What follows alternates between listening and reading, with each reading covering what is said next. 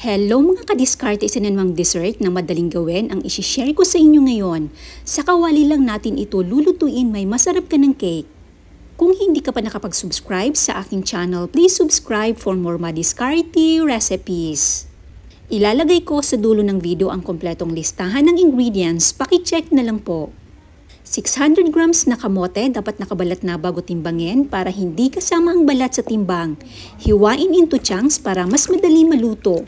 Ilaga ng 25 minutes or hanggang sa maluto. After 25 minutes, i-check. So ayan, luto ng ating kamote. Kailangan natin ng 10 pieces na cheesecake. Hiwain lang ito sa 3 piraso ng pabilog. I-arrange sa molder, then i-flatten lang para maganda tignan. Ilagay sa chiller habang i-prepare pa natin ang leche flan mixture. Mag-reserve ng 3 piraso para sa toppings. Ilipat lang sa food processor, lagyan ng 1 kalahating lata ng kremdensada. I-reserve lang yung kalahati para mamaya. I-blend hanggang maging smooth or paste-like ang ating kamote. Dapat ganito ang consistency. Kung nagustuhan nyo ang ating recipe, paki-like at share naman po para masave nyo na rin ang ating recipe. Maghiwa ng isang cheesecake, ganito lang kaliliit, hiwain din yung na-reserve kanina na kamote. Ilipat lang sa kawali ang kamoting mixture, isama na din ang natitirang kalahati ng kremdensada, lagyan ng 1 tablespoon na vanilla, at 4 na pirasong itlog.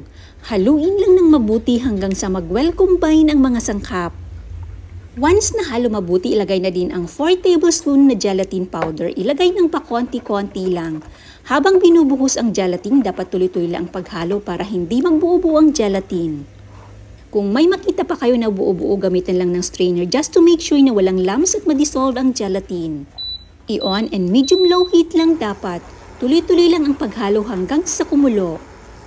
Nagsisimula na kumulo, so haluin lang saglit, then i-off ang heat. Isama na rin ang kamote na na-reserve kanina, then magtira para sa toppings. Haluin lang ng mabuti para ma-spread ang kamote. Ilabas na din sa chiller ang ating molder na may cheesecake. Ibuhos ang ating mixture sa molder. I-scrape lang natin ng mabuti para walang sayang.